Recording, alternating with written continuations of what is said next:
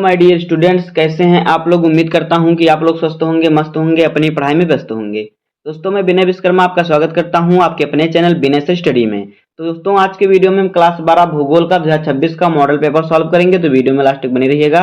आज का वीडियो आपके लिए मोस्ट इंपॉर्टेंट है। अगर आप वीडियो पर नए हैं तो वीडियो को लाइक कर दीजिए, चैनल पर नए सब्सक्राइब कर दीजिए, बेल आइकन को प्रेस कर दीजिए, क्योंकि बोर्ड एग्जाम के हर इंपॉर्टेंट टॉपिक का वीडियो आपको चैनल पर डेली मिलता रहेगा।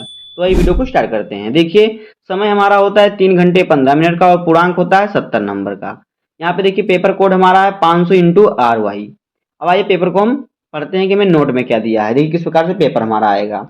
नोट में हमें दिया है, आपको दिया रहेगा इस प्रकार से पेपर में कि प्रारंभ के 15 मिनट परीक्षार्थियों को प्रश्न पत्र पढ़ने के लिए निर्धारित हैं। कहने का मतलब है शुरुआत का 15 मिनट मिलता है, उसमें आपको प्रश्न पत्र पढ़ना रहता है और 3 घंटे में आपको पेपर सॉल्व करना रहता है। निर्देश में दिया है, पहला निर्देश सभी प्रश्न के उत्तर देना अनिवार्य है।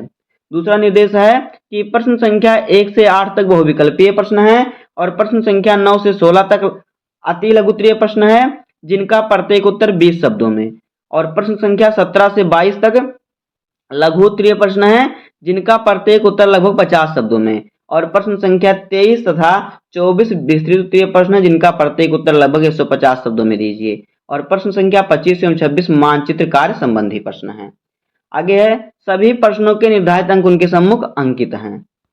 आगे देखिए, अगला निर्देश है कि उपयुक्त रेखा मानचित्र एवं आरेख द्वारा अपने उत्तरों की पुष्टि कीजिए। अब देखिए हमारा आ गया बहुविकल्पीय प्रश्न। तो बहुविकल्पीय प्रश्न में देखिए प्रश्न संख्या 1 हमारा क्या कह रहा है।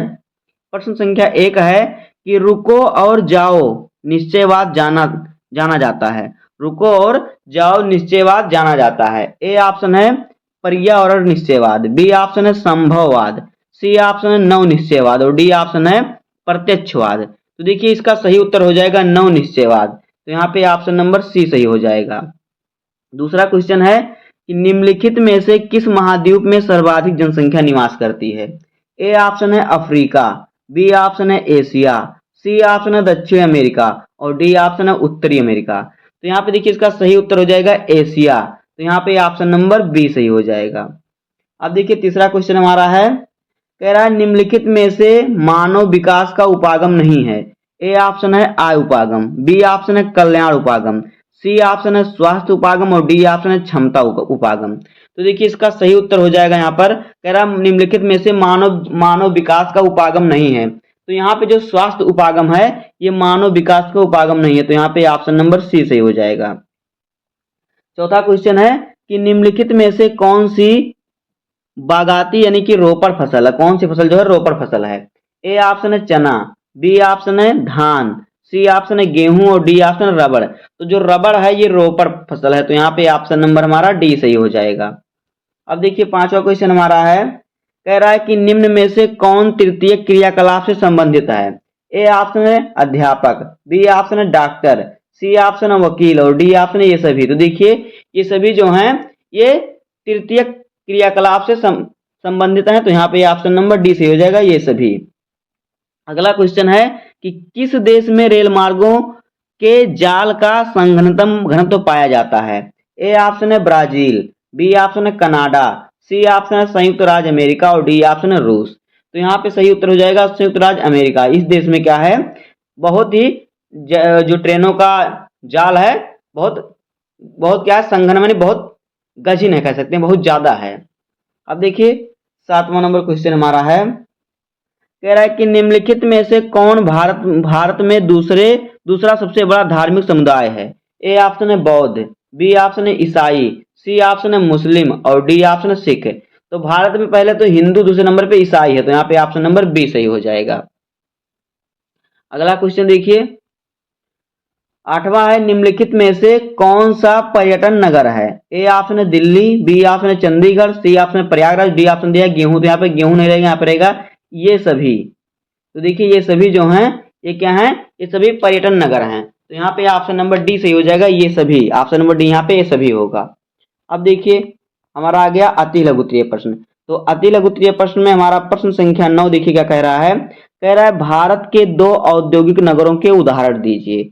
देखिए भारत के 2 औद्योगिक नगर हैं, एक है मुंबई, दूसरा है जमशेदपुर। ये दोनों औद्योगिक नगर हैं। 10 नंबर क्वेश्चन है कि साझा संपत्ति संसाधन से क्या अभिप्राय है। तो उत्तर देखिए, ग्राम पंचायत के स्वामित्व वाली भूमि को साझा संपत्ति संसाधन कहा जाता है। उदाहरण के लिए गांवों के चारागाह, वन भूमि और सामूहिक खलिहान आदि। अगला क्वेश्चन है 11 नंबर क्वेश्चन कि मानव भूगोल के कुल कुछ उपक्षेत्रों के नाम बताइए। तो उत्तर देखिए, मानव भूगोल के कुछ महत्वपूर्ण उपक्षेत्र के नाम निम्नलिखित हैं। नंबर 1 प्रादेशिक भूगोल, सांस्कृतिक भूगोल, ऐतिहासिक भूगोल, जनसंख्या भूगोल, संसाधन भूगोल, राजनीतिक भूगोल और अधिवास भूगोल तथा पर्यटन भूगोल। अब देखिए 12 नंबर क्वेश्चन हमारा क्या है।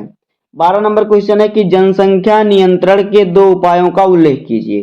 तो देखिए जनसंख्या नियंत्रण के 2 उपाय हैं। नंबर 1 है परिवार नियोजन संबंधी प्रचार, दूसरा है गर्भ निरोधक की सहज उपलब्धता। अगला क्वेश्चन देखिए क्या है।